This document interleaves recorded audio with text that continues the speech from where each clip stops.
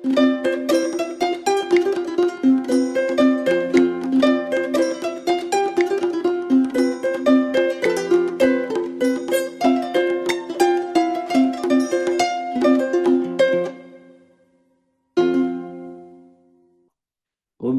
ကာယကံကိုထံပြန်လာမယ်ကိုစုကိုပြီးတော့ကံဝစီကံကိုထံပြန်လာမယ်ကိုပြုတော့ကမနောကံကိုထိကိုထံပြန်လာမယ်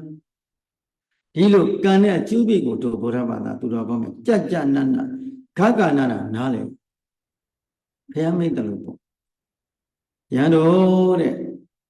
ကံနဲ့အကျိုးပိကိုငါဘုရားသိတယ်လို့လူတွေသိရမယ်ဆိုရင်အာဟုသောတရားဒီကာယကံနဲ့အာဟုသောဝစီကံအာဟုသောမနောကံအာဟုသောပြုဝမ်းမဲ့ပုဂ္ဂိုလ်မရှိဘူးကံနဲ့အကျိုးပိကို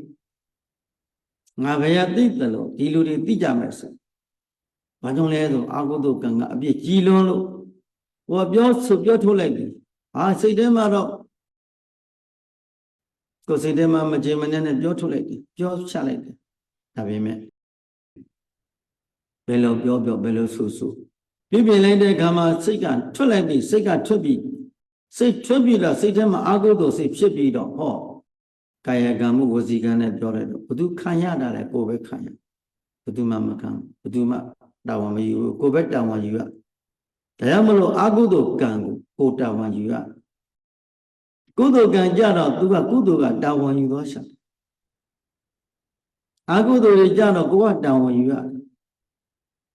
ခံမရောပြုခဲ့တဲ့ကံကြီးကုသိုလ်တုတ်တွေကြတော့ကုသိုလ်ကတာဝန်ယူပြီးဒုက္ခတိဘမှာနိဗ္ဗာန်ကိုအထိတခါတည်းနဲ့ဆောင်သွားတာဒီမဟာကုသိုလ်ကောင်းမှုကဒုက္ခတိဘမှာမညာဘုံညာသူဆောင်သွားတာကုသိုလ်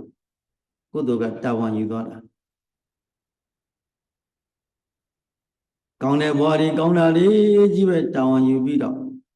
ပံ့ပိုးပေးသွားတာပဲကုသိုလ်တတ္တိကအကုသိုလ်ကံတွေကြမှာကိုယ်ကတာဝန်ယူရတယ်ခံတော့ကြောက်เสียကောင်းတယ်ဒါကြောင့်မို့လို့တရားမရှိရတဲ့ဘဝဒီမြတ်စွာဘုရားဆုံးမတဲ့တရားတော်မြတ်တို့ကိုလည်းကိုယ်တိုင်ကိုယ်ကြကျင့်ကြံပွားများအထောက်အကူမရှိတဲ့ပုဂ္ဂိုလ်တို့ရဲ့သံဃာလမ်းခီးသည်ကြောက်เสียကောင်းတယ်သူတော်ကောင်းတို့ရဲ့ကြောက်เสียကောင်းတယ်